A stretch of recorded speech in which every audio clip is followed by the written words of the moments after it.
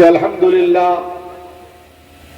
دارالعلوم رفیقیہ کا یہ سالانہ اجلاس جو کئی سالوں کے بعد منعقد ہوا، اور سب سے بڑی خوشی یہ ہے کہ یہ مدرسہ پھر سے پروان چڑھنے لگا۔ ابھی حضرت مولانا مفتی اظفار مصطفیٰ صاحب نے بڑی قیمتی باتیں بتائی کہ اجڑا ہوا چمن پھر سے آباد ہو رہا ہے۔ پچھلے حالات کو نہیں دیکھا جاتا، موجودہ حالات پر نظر ہو اور مستقبل کی فکر ہو، یہ ہم سب کی ذمہ داری ہے۔ میرے محترم بزرگوں اور میری ماں اور بہنوں، یہ دینی مدارس دین کے مضبوط قلعے ہوتے ہیں، چاہے چھوٹے ہوں چاہے بڑے ہوں، چاہے مضبوط عمارت کے اندر ہو یا جھوپڑ پٹی میں ہو، دیہات میں ہو یا شہر میں ہو، یہ دین کے ضامن ہیں، دین کے محافظ ہیں، اور امت مسلمہ کی دینی پیاس کو بجھانے کی اپنے اندر یہ صلاحیت رکھتے ہیں۔ آج اگر اس ملک میں نہیں پوری دنیا میں اگر دین قائم ہے، دین باقی ہے، دین اپنی اصلی حالت کے اندر باقی ہے، اور مسلمان خاص طور سے اس ملک میں بر صغیر میں اپنے اسلامی تشخص کے ساتھ اگر زندگی گزار رہے ہیں، یہ ان دینی مدارس کا احسان ہے۔ اگر یہ مدرسے نہ ہوتے تو ہم مسلمان باقی نہ رہتے، یہ مدرسے نہ ہوتے تو ہماری مسجدیں باقی نہ رہتی، یہ مدرسے نہ ہوتے تو ہمارے گھر میں ایمان والی نسلیں نہ پلتی۔ پوری دنیا میں آپ دیکھیں، پوری دنیا پہ آپ نظر ڈالیں گے، اس وقت پوری دنیا میں دعوت و تبلیغ کی محنت کے ساتھ مدارس کا جال بچھے ہوا ہے۔ یہ مدارس کا جال بچھانے والے بھی علماء، یہ دعوت و تبلیغ کی محنت کرنے والے بھی علماء۔ مدارس نے ساری دنیا کی دینی ضرورتوں کو پوری کیا، اس لیے کہ اللہ تعالیٰ نے خود قرآن کریم میں صاف طور پہ قیامت تک کے لیے اعلان کر دیا، اِنَّا نَحْنُ نَزَّلْنَا الذِّكْرَ وَإِنَّا لَهُ لَحَافِظُونَ، بے شک ہم ہی نے قرآن کو نازل کیا، ہم ہی اس کی حفاظت کرنے والے ہیں۔ وہ قرآن جو انسانیت کی ہدایت کے لیے بھیجا گیا، وہ قرآن جو ساری دنیا کو صحیح راستہ بتاتا ہے، وہ قرآن دنیا کے جو ہے ایسے لوگ جن کو جینے کا سلیقہ نہیں تھا، وہ لوگ جو بالکل جو ہے جاہل تھے، اجڑ قسم کے تھے، جن کے اندر تمیز نہیں تھی، جینے کا سلیقہ نہیں تھا، بات کرنے کا طریقہ نہیں تھا، کھانے پینے کا ڈھنگ نہیں تھا، کپڑے پہننے کی سوجھ بوجھ نہیں تھی، زندگی جانوروں سے بدتر گزار رہے تھے، ان تمام لوگوں کی اصلاح کے لیے اللہ نے دنیا میں قرآن کو نازل فرمایا۔ آپ غور کیجئے، زمانے جاہلیت پر ایک نگاہ ڈالیے، اس زمانے میں ساری دنیا برائیوں سے بھری ہوئی تھی۔ 500 سال ہو چکے تھے، دنیا میں کوئی نبی نہیں آئے۔ حضرت عیسیٰ نبینا علیہ السلام کو اللہ نے آسمانوں پر بلا لیا تھا، آسمانوں پر اٹھا لیا تھا۔ 550 سال تک کوئی نبی دنیا میں نہیں آئے، دنیا بگڑ چکی تھی، برائیاں عام ہو چکی تھی۔ اللہ تعالیٰ نے ساری دنیا کی برائیوں کو مٹانے کے لیے جب سیدنا محمد رسول اللہ صلی اللہ علیہ وسلم کو پیدا فرمایا، 40 سال کی عمر ہونے کے بعد نبوت سے سرفراز فرمایا، جب نبوت ملی تو آپ کے اوپر قرآن نازل ہونا شروع ہوا۔ وہ قرآن جو 23 سال کے قلیل عرصے میں دنیا میں نازل ہوا، اس نے پوری دنیا کے نظام کو بدل کے رکھ دیا۔ اللہ تعالیٰ نے پوری دنیا کے بگاڑ کا علاج قرآن میں رکھا، پوری دنیا کی انسانیت کی معراج قرآن کو بنایا۔ اگر دنیا آج بھی ترقی کرنا چاہتی ہے تو قرآن کے بغیر ترقی نہیں کر سکتی ہے۔ جن قوموں نے جس زمانے میں بھی جن قوموں نے قرآن کو اپنے سینے سے لگایا، قرآنی تعلیمات پہ عمل کیا، قرآن کو پڑھا، قرآن کو پڑھایا، قرآن کو سمجھا، قرآن کو سمجھایا، قرآن کے مطابق اپنی زندگی کو گزارنا شروع کیا، اللہ کے رسول صلی اللہ علیہ وسلم نے فرمایا، ان اللہ یرفع بہذا الکتاب اقواما، بے شک اللہ تعالیٰ اسی قرآن کریم کے ذریعے سے بہت ساری قوموں کو عروج عطا فرماتے ہیں، ترقی عطا فرماتے ہیں، ان کی زندگیوں میں انقلاب برپا ہوتا ہے، ان کی زندگیاں بدلتی ہیں، انسانیت آتی ہے، شرافت آتی ہے، محبت آتی ہے، زندگیوں کے ذریعے سے دوسروں کو فائدہ پہنچتا ہے۔ ان اللہ یرفع بہذا الکتاب اقواما ویضع بہ آخرین، جن لوگوں نے قرآن کو پسے پش ڈال دیا، جو لوگ قرآن سے روگردانی کرتے رہے، قرآن سے دوری اختیار کرتے رہے، اللہ ان لوگوں کو دنیا میں ذلیل کر دیتا ہے، ان کو جو ہے ترقی نہیں ملتی، تنزلی کی طرف جاتے ہیں، ان کی زندگی میں ہر اعتبار سے گراوٹ آتی ہے، ایمان کے اعتبار سے، انسانیت کے اعتبار سے، اخلاق کے اعتبار سے، عادات کے اعتبار سے، شرافت کے اعتبار سے، محبت کے اعتبار سے، ہر اعتبار سے زندگی کے اندر ان کے بگاڑ آ جاتا ہے اور ان کی زندگی تنزلی کی طرف، گراوٹ کی طرف چلی جاتی ہے۔ وہ قرآن جو ساری دنیا کی قوموں کو ہدایت دینے کے لیے آیا، وہ قرآن جو ساری دنیا کے انسانوں کو پیغام دیتا ہے اللہ ایک ہے، اللہ کے علاوہ کوئی معبود نہیں ہے، یہ سر صرف خدا کے سامنے جھکنے کے لیے بنایا گیا ہے، یہ دل خدا کی محبت کے لیے بنایا گیا ہے، یہ پیشانی خدا کی اطاعت پہ جھک سکتی ہے، کسی کے سامنے جھکنا انسانیت کے خلاف ہے، خدا کے علاوہ کسی کی بندگی اطاعت جائز نہیں ہے۔ وہ قرآن جو ساری دنیا کے انسانوں کو یہ پیغام دیتا ہے کہ حضرت محمد صلی اللہ علیہ وسلم اللہ کے آخری نبی، آخری رسول ہے، آپ ہی کی اتباع میں کامیابی ہے، آپ کی اطاعت میں کامیابی ہے، آپ کو مان کر چلنے میں زندگی کی جو ہے کامیابی کا دار و مدار ہے۔ وہ قرآن جو ساری دنیا کے انسانوں کو دنیا میں جینے کا طریقہ سلیقہ سکھانے کے لیے آیا، جس کو اللہ تعالیٰ نے دستور حیات بنایا، جس کو زندگی گزارنے کا جو ہے، جس کو ایک ایسا عجیب نسخہ دیا، جس نے بھی سینے سے لگایا، جس نے بھی عمل کیا، وہ دنیا میں چمک گیا۔ میرے بھائیوں، صحابہ کی زندگی اٹھا کے دیکھ لیں، کس حال میں آئے تھے، کس حال میں آئے تھے اسلام میں۔ اسلام لانے سے پہلے حالت کیا تھی، اسلام لانے کے بعد جب قرآن کو پڑھا، قرآن کو سینے سے لگایا، قرآن کو زندگی میں داخل کیا، اللہ نے کہاں پہنچا دیا۔ ارے ایک طرف حضور کے چچا ابو لہب بھی ہے، حضور کا چچا ابو جہل بھی ہے، حضور کے چچا ابو طالب بھی ہے۔ آج ابو جہل کو کون جانتا ہے، ابو لہب کا کون محبت سے نام لیتا ہے، کون حضرت ابو طالب کا پیار سے نام لیتے ہیں۔ ابو طالب بھی بغیر ایمان کے دنیا سے رخصت ہو گئے، ابو لہب بھی کفر کی حالت میں دنیا سے گیا، ابو جہل بھی مردود و ملعون ہو کے مارا گیا، لیکن دنیا کی تاریخ میں ان کا نام نہیں ملے گا، کتابوں میں ان کا نام نہیں ملے گا، آج کوئی محبت سے ان کا نام نہیں لیتا۔ حالانکہ اگر آپ سرداری میں دیکھیں گے، ابو جہل بہت بڑا سردار تھا، طاقتور پہلوان تھا۔ ابو طالب کو دیکھیں گے، اپنی قوم کے سردار تھے، عبد المطلب کے بعد مکے کے سردار ابو طالب تھے، قریش کے سردار ابو طالب تھے۔ ابو لہب کو دیکھیں گے، خوبصورتی کے اعتبار سے اگر آپ دیکھیں گے، ابو لہب سے بڑھ کر کوئی خوبصورت نہیں تھا۔ لہب کے معنی آتے ہیں گورے چٹے کے، اور اس کا نام تو ابو لہب ہے۔ ارے جتنے گورے، جتنے حسین، جتنے خوبصورت، جتنے لال رنگت والے، ان سب کا باپ تھا ابو لہب۔ خوبصورتی میں، ظاہری خوبصورتی میں، لال رنگت میں، گورے رنگت میں اس کا کوئی مقابلہ نہیں کر سکتا تھا۔ اس سب کے باوجود بھی آج کوئی ان کا نام محبت سے نہیں لیتا۔ اور ایک حبشہ کے رہنے والے حضرت بلال ہیں، چھوٹے سے قد کے ہیں، موٹے موٹے ہونٹ ہیں، بڑی بڑی آنکھیں ہیں، کالا رنگ ہے، اتنا انتہائی پکا رنگ ہے، لیکن آج دنیا میں ان کا نام لیا جاتا ہے۔ 1500 سال ہو گئے، محبت سے لوگ نام لیتے ہیں۔ جب کبھی حضرت بلال کا نام آتا ہے، حضرت بلال کے نام کے ساتھ رضی اللہ تعالیٰ عنہ کہا جاتا ہے۔ ارے پوری زندگی قربانی دی، قرآن کو سینے سے لگایا، وہ مقام ملا جب جو ہے فتح مکہ کا واقعہ پیش آیا اور حضرت بلال کو اللہ کے رسول نے حکم دیا، بلال تم کعبے کی چھت پہ چڑھ کے اذان دے دو۔ حضرت بلال کعبے کی چھت پر چڑھ کے اذان دے رہے ہیں، معمولی بات نہیں ہے، کعبے کے اوپر چڑھا کر اللہ کے رسول نے ان سے اذان دلوائی اور مؤذن رسول ہونے کا شرف انہیں حاصل ہوا۔ حضرت عمر فاروق رضی اللہ تعالیٰ عنہ، اسلام لانے سے پہلے حالت یہ تھی، ان کی پھوپھی کہا کرتی تھی، ان کے والد کہا کرتے تھے، عمر تجھ سے تو اونٹ بھی چرانا نہیں ہوتا، کیا کر کے جیے گا، زندگی کیسے گزارے گا، تجھے اونٹ بھی چرانا نہیں آتا۔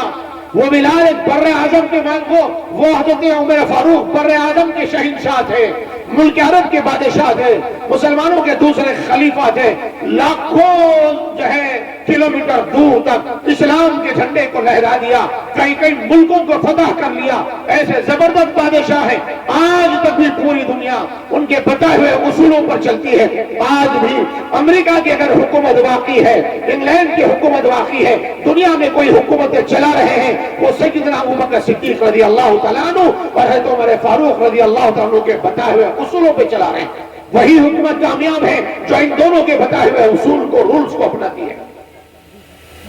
قرآن نے کہاں سے کہاں پہنچا دیا؟ وہ صحابہ جن کے پاس کچھ نہیں تھا، لیکن اللہ نے قرآن سے محبت کرنے کے نتیجے میں، قرآن پر عمل کرنے کے نتیجے میں ان کے ایمان کو مثال قرار دے دیا، اور ایمان والوں سے کہا ذرا ایمان والو تم ایسا ایمان لاؤ جیسے صحابہ ایمان لائے۔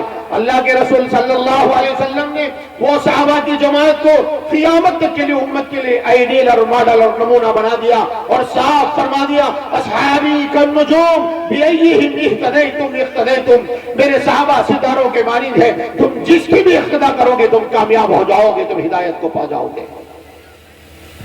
پھر بھائیو وہ قرآن جو ساری دنیا کے لیے نازل کیا گیا، اس قرآن کی حفاظت کی ضمانت اللہ نے لی ہے، اللہ قیامت تک اس قرآن کی حفاظت کریں گے۔ وہ قرآن کی حفاظت اللہ کیسے لے رہے ہیں؟ وہ قرآن کی حفاظت کے لیے اللہ نے مدارس کو کھڑا کیا، اسی قرآن کی حفاظت کے لیے اللہ حفاظ کو تیار کرواتے ہیں۔ قیامت تک قرآن دنیا میں باقی رہے گا۔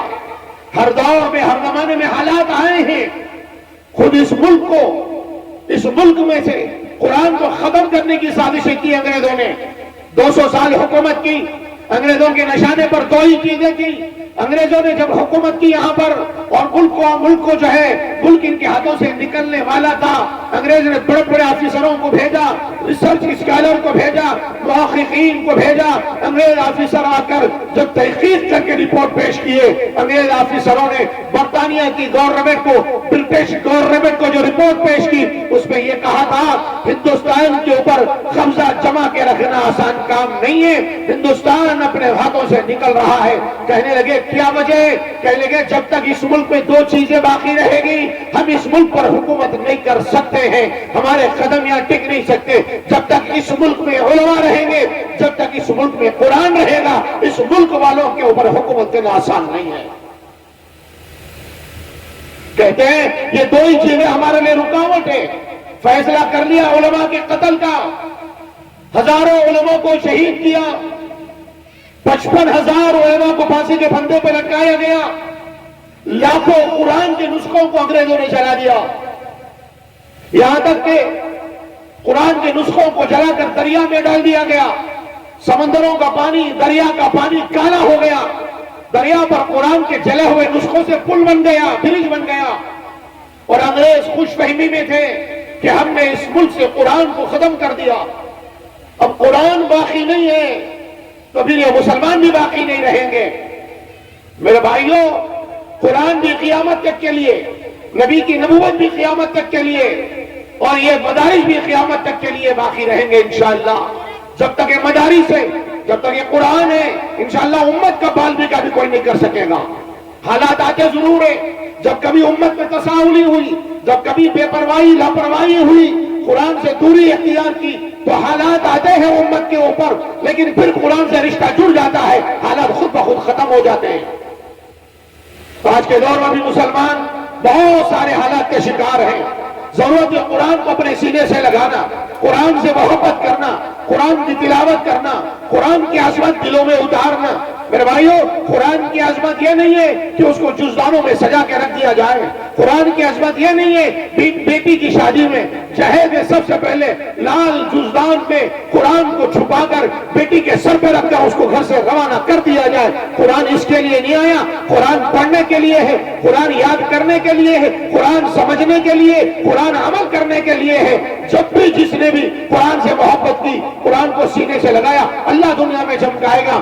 آپ دیکھو یہ بچے حافظ بنتے ہیں، یہ ہمارے گھر کے بچے، ہمارے گاؤں کے بچے، یہ علماء یہاں بیٹھے ہیں، ان کے بھی وہی 2 ہاتھ 2 پیر ہیں، وہی 2 آنکھیں ہیں، وہی 2 کان ہیں، لیکن کیا بات ہے یہ لوگوں کے سر کے تاج بنے ہوئے ہیں، لوگوں کے دلوں پر حکومت کرتے ہیں، لوگوں کے دلوں پر راج کرتے ہیں۔ یہ محبت کہاں سے ملی؟ یہ مقام ان کو کس نے دیا؟ قرآن کی دولت سینوں میں ہے۔ وہ بچہ جو ہمارے گھر کا، ہمارے خاندان کا ہے، لیکن جب قرآن اپنے سینے میں محفوظ کر لیتا ہے، لوگ اس کو حافظ قرآن کہتے ہیں، اس کو محبت بھری نظروں سے دیکھتے ہیں، اس کے ساتھ پیار کا برتاؤ کرتے ہیں، اس کی عزت اس لیے کرتے ہیں کہ اس کے سینے میں قرآن ہے۔ قرآن نے کہاں سے کہاں پہنچا دیا؟ آج ہم یہ سمجھ رہے کہ قرآن سے ہم روگردانی کریں گے تو ہم کامیاب ہو جائیں گے، نہیں، قرآن کو چھوڑ کر کبھی کامیابی نہیں مل سکتی۔ قرآن کو اپناؤ، رمضان کا مہینہ قریب آ رہا ہے، قرآن کا مہینہ ہے، قرآن نازل ہوا اس مبارک مہینے میں، رمضان میں قرآن کی خوب تلاوت کرنا، تراویح میں قرآن مجید کو سننا اور سنانا اور قرآن سے محبت روزانہ ہماری عورتیں بھی گھر میں قرآن پڑھنا، ماں بہنیں بھی قرآن پڑھنے کی عادت ڈالو. یہ طے کر لو رمضان میں 3 دن قرآن ختم کریں گے، یا کم سے کم پورے رمضان میں ایک قرآن دیکھ کر تلاوت کریں گے. ہم سب انشاءاللہ کریں گے انشاءاللہ. میں بتا رہا تھا انگریزوں نے طے کر لیا تھا اس ملک سے قرآن کو بھی ختم کر دیں گے، علماء کو بھی شہید کر دیں گے، یہ باقی نہیں رہیں گے تو پھر یہ ملک باقی نہیں رہے گا. ملک سے اسلام نکل جائے گا، ملک سے مسلمان مٹ جائیں گے. لیکن ہمارے اس ملک کے مدارس پہ پڑھانے والوں نے، ہمارے اکابر نے، ہمارے علماء نے انگریزوں کے سامنے ثابت کر دیا تم لاکھ قرآن کے نسخے جلا دو، قرآن گھروں سے نکال دو، لیکن تم قرآن دلوں سے نہیں نکال سکتے. اس لیے کہ اللہ نے قرآن کی حفاظت کی ذمہ داری لی ہے. اِنَّا نَحْنُ نَزَّلْنَا الذِّكْرَ وَإِنَّا لَهُ لَحَافِظُونَ. قرآن میں اللہ نے وعدہ کر لیا قیامت تک اللہ قرآن کی حفاظت کرے گا. انگریز ایک آفیسر آیا پانی پت پنجاب کے علاقے میں، بہت بڑا پروگرام ہو رہا. وہاں پر ایک مدرسے کے قاری صاحب بچوں کو لے کر پہنچ گئے. انگریز آفیسر سے خطاب کرتے ہوئے کہا آپ لوگوں نے تو اس ملک سے قرآن کو مٹا دیا، قرآن چھاپنے والی، قرآن پرنٹ کرنے والی کمپنیوں پر بینڈ لگا دیا، قرآن شریف جو بیچتی ہے دکانیں ان پر تم نے پابندی لگا دی، گھروں سے مسجدوں سے قرآن کو چھین چھین کر تم نے جلا دیا. کیا سمجھتے تم قرآن ختم ہو گیا؟ مدرسے کے بچوں کو بلایا اور کہا بابدات پڑھنا شروع کرو، اعوذ باللہ بسم اللہ اور سورہ فاتحہ. ایک بچے نے قرآن شروع کیا، دوسرے نے اس سے آگے پڑھا، تمام بچوں نے قرآن سنانا شروع کیا. حیران رہ گئے، پوچھا تم کتابوں کو تو جلا سکتے ہو، ان معصوم بچوں کے سینوں سے تم قرآن کو کبھی نہیں چھین سکتے. اللہ نے ایسے حفاظت کی. اللہ میرے بھائیوں، یہ مدارس قرآن کی محافظ ہے. یہ قرآن بچوں کو پڑھایا جاتا ہے، جس جگہ قرآن پڑھایا جاتا ہے اللہ کی رحمتیں اترتی ہے، برکتیں نازل ہوتی ہیں، فرشتوں کا ورود ہوتا ہے. ایسے مدارس جہاں تمام مدارس جہاں قرآن کی تعلیم ہو رہی ہے، یہ رسول کریم صلی اللہ علیہ وسلم کے گھر ہے. یہاں پڑھنے والے بچے اللہ کے نبی کے مہمان ہیں، انہیں پڑھانے والے اساتذہ یہ بھی کوئی معمولی نہیں ہے. رسول کریم صلی اللہ علیہ وسلم نے فرمایا آج لوگ مالداروں کو بڑا سمجھتے ہیں، ساہوکاروں کو بڑا سمجھتے ہیں، دولت والے کو بڑا سمجھتے ہیں، بینک بیلنس والے کی عزت کرتے ہیں، گاڑی والے بنگلے والے کی عزت کرتے ہیں. لیکن میرے آقا نے عزت کر کے بتایا اور امت کو پیغام دیا اور یوں بتایا خیرکم من تعلم القرآن وعلمہ. ارے تم میں سب سے اچھے کون ہیں؟ تمہارے اچھے ہونے کا امتیاز کیا ہے؟ تمہارے قوم کے اچھے ہونے کی پہچان کیا ہے؟ تمہاری قوم کے افراد سب سے بہتر کون ہیں؟ فرمایا یہ قرآن کے پڑھنے والے اور قرآن کو پڑھانے والے تم میں سب سے بہتر، سب سے افضل، سب سے اعلیٰ، سب سے برتر ہیں. اللہ ہم سب کو ان کی قدردانی کی توفیق عطا فرمائے. بڑی دیر سے آپ لوگ بیٹھے ہوئے، صبح سے دھوپ بھی شدت کی ہے. یہ مدرسے کی محبت ہے آپ کے دلوں میں، جو دور دراز کا علاقے کا سفر کر کے آپ آئے ہیں. میرے بھائیوں، ان مدرسوں کو غنیمت جان لو. یہ مدرسے ہمارے دین کے محافظ ہیں، یہ مدرسے ہماری نسلوں کے ایمان کے محافظ ہیں. حضرت مولانا علی میاں رحمۃ اللہ علیہ نے فرمایا اپنی قوم سے خطاب کر کے کہ لوگوں، اگر کسی کی ماں کے گود سے کوئی کسی کے بچے کو چھین لیتا ہے، کوہرام مچ جاتا ہے، پوری بستی کھڑے ہو جاتی ہے، پوری بستی میں فساد برپا ہو جاتا ہے. اور آج ان ماؤں کے گودوں سے، ایماندار ماؤں کے گودوں سے ایمان کے لٹیرے بچوں کو چھین کے لے جا رہے ہیں، ان کے ایمان کو برباد کرنے تمہیں فکر نہیں ہے؟ آج اسکولوں اور کالجوں کے اندر بچوں کے ایمان پر ڈاکے ڈالے جا رہے ہیں، موبائل کے ذریعے، ٹی وی کے ذریعے، انٹرنیٹ کے ذریعے، فلموں کے ذریعے، سیریل کے ذریعے، پروگرام کے ذریعے، گیمز کے عنوان پر مختلف عنوانات سے آج ہماری نسلوں کے ایمان پر ڈاکہ ڈالا جا رہا ہے. نہ ماں کو فکر ہے، نہ باپ کو فکر ہے، کسی کو فکر نہیں ہے، بس یہ کہ ہمارا بچہ ترقی کر رہا. ایمان کے بغیر اگر دنیا کما رہا، ایمان کے بغیر دنیا کے کسی بڑے عہدے پہ جا رہا، وہ ترقی نہیں، وہ تنزلی ہے. اپنے بچوں کو سب کچھ بناؤ، پہلے ایمان والا بناؤ. اس کے لیے بچوں کو مکتب میں بھیجنا، اس کے لیے بچوں کو مدرسے میں بھیجنا. یاد رکھو مدرسے کا سب سے بڑا تعاون ہے اپنے گھر کے ایک بچے کو مدرسے کے حوالے کرنا، اس کو حافظ بنانا، اس کو عالم بنانا. گھر میں ایک بچہ حافظ قرآن ہوگا، خاندان کے ایسے 10 افراد جن پر جہنم واجب ہو چکی ہے ان کو ہاتھ پکڑ کے جنت پہ لے جائے گا انشاءاللہ. حافظ قرآن کے ماں باپ کو کل حشر کے دن اللہ تعالیٰ نور کے منبروں پہ بٹھائیں گے، ان کو سونے چاندی کا خوبصورت لباس پہنائیں گے، ان کے سروں پر ایک خوبصورت سونے چاندی کا ہیرے جواہرات کا تاج رکھیں گے۔ رسول کریم صلی اللہ علیہ وسلم نے فرمایا 14ویں رات کے چاند سے زیادہ خوبصورت تاج ان کے ماں باپ کے سروں پہ رکھا جائے گا جن کا بیٹا حافظ قرآن ہوگا۔ اب اندازہ لگاؤ حافظ قرآن کے ماں باپ کا یہ اکرام، حافظ قرآن کا کیا اکرام ہوگا۔ اللہ اکبر۔ اپنے بچوں کو حافظ بناؤ، اپنے بچوں کو عالم بناؤ، اور آخری درجے میں میرے بھائیوں اگر اپنے بچوں کو حافظ عالم نہیں بنائیں کسی مجبوری سے تو ان علماء حفاظ کی عزت کرو، ان مدرسوں کا تعاون کرو، ہمارے مال سے ایک بچہ حافظ بن جائے، ہمارے پیسے سے ایک بچہ عالم بن جائے، مدرسے میں پڑھنے والے غریب بچوں کی کفالت کرو۔ ایک بچے کو گود لے لو مدرسے کے، کیا کرنا ہے؟ مدرسے کے ایک بچے کو گود لے لینا ہے، جیسے اپنے گھر کے بچے کی پرورش کرتے، بچے کے اچھے برے کو پوچھتے، روزانہ بچے کے کھانے پینے کا انتظام کرتے، بچے کو کپڑے نہیں ہے کپڑے دلاتے، کتابیں نہیں ہے کتابیں دلاتے، کاپی پنسل نہیں کاپی پنسل دلاتے، بیمار ہو گیا علاج کراتے۔ اسی طریقے سے اس مدرسے میں پڑھنے والے ایک ایک بچے کو گود لے لو۔ کیا کرنا ہے؟ اس کی پوری ذمہ داری میری، ایک بچے کا میں ذمہ دار۔ مولانا یہ بچہ جب تک حافظ نہیں بنتا اس وقت تک اس کا پورا خرچہ میرے ذمے، اس کی دوا دارو میرے ذمے، اس کے کپڑے میرے ذمے، اس کی کتابیں میرے ذمے، اس کا بستر میرے ذمے، اس کی ہر ضرورت میں پوری کروں گا۔ کریں گے انشاءاللہ؟ ہاتھ اٹھا کے وعدہ کرو انشاءاللہ ایک ایک بچے کو ہم گود لیں گے نا انشاءاللہ۔ اس لیے میرے بھائیوں مدرسہ بہت حالات سے گزرا، بہت حالات سے گزرا، اب اس مدرسے کو اوپر لانا ہے، اس مدرسے کو پروان چڑھانا ہے۔ مدرسے کے ذمہ دار مولوی قاری عبدالغفار صاحب اور حافظ عبدالرحیم صاحب کتنی محنت کر رہے ہیں ماشاءاللہ۔ حافظ عبدالرحیم کو تو بہت سالوں سے میں جانتا ہوں، چھوٹا سا بچہ ہمارے سامنے کا، رات دن محنت کر رہا، قربانی دے رہا۔ پہلے بھی اس مدرسے پر اس بچے کی قربانی ہے، حالات کے آنے کے بعد بھی اس بچے کی قربانی ہے۔ ان اتنے کٹھن مشکل حالات میں بھی اس بچے نے اس مدرسے کو نہیں چھوڑا، مدرسے کو نہیں چھوڑا، مدرسے کا ساتھ نہیں چھوڑا۔ اللہ جزائے خیر دے، یہ اپنی آخرت بنا رہا ہے، اپنی آخرت بنا رہا۔ آپ بھی یہ طے کر لو مدرسے کے بچے کی ذمہ داری ہم لیں گے انشاءاللہ۔ اب رہا مدرسے کا قرضہ، کون پھیڑیں گے قرضہ؟ سب مل کے انشاءاللہ مدرسے کا قرض ادا کریں گے نا بھائی انشاءاللہ۔ اب ہو سکتا تعاون کیجئے۔